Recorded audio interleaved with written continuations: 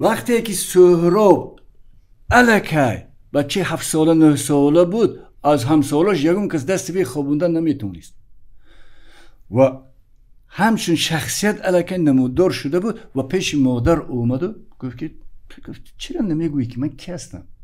پدری من کی است؟ جدی من کی است؟ اینجا اشاره زیبای فردوسی است به هر یکی ما که ما باید پدری خود کی است دانیم، بابای خود کی است دانیم، جد خود، قوم خود کی است باید دانیم.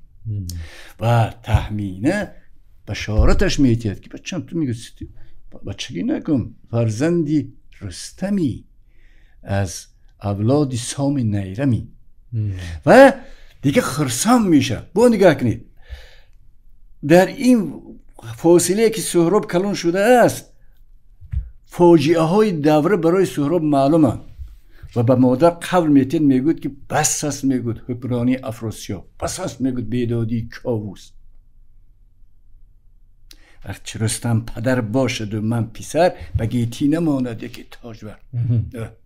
من میگم این رو از بین میبرم، پدری من جوان مرد است، عادل است، من میگم او رو شاه دنیا میکنم، دنیا نظمش رعایت کنه. دیکتاتوری دنیا رو میگیریم، یا دیکتاتورا رو میگیریم میگن همیشه گم میکنیم و میگه ترابانی شهر ایران کنم میگه. دیده با مادرش نه از روی آن که مادرش است، بلکه مادرش ادراک دارد، دانش دارد، عفت دارد، انسانیت دارد.